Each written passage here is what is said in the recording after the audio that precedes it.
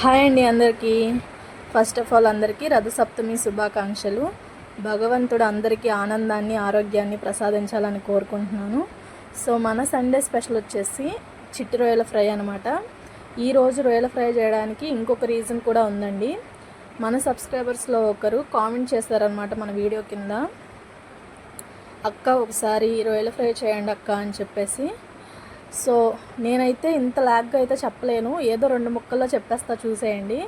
అసలు నన్నుగా అడిగితే రొయ్యల ఫ్రై కంటే కూడా సింపుల్ రెసిపీ ఇంకోటి ఉండదు.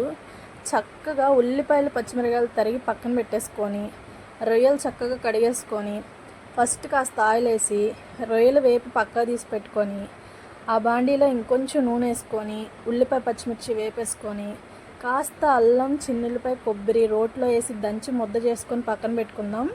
పక్కన పెట్టుకున్న అల్లం వెల్లుల్లి ముద్దను కూడా చక్కగా ఉల్లిపాయల్లో వేసేసి వేపుకుంటే కమ్మటి వాసన వచ్చింది అనమాట. ఆ తర్వాత మీ రుచికి తగినంత కారం గరం మసాలా వేసి వేపుకొని, దాంట్లో మనం వేయించి పక్కన పెట్టుకున్న రొయ్యలు ఉంటాయి కదా, అవి వేసేసుకొని కాస్త కరివేపాకు కాస్త కొత్తిమీర తగిలించామంటే అస్సలు ఇంకా కూర అదిరిపోతుంది. ఒక్కసారి ట్రై చేయండి, మామూలుగా ఉండదు కూర అయితే. చాలా అంటే చాలా టేస్టీగా ఉంటుంది.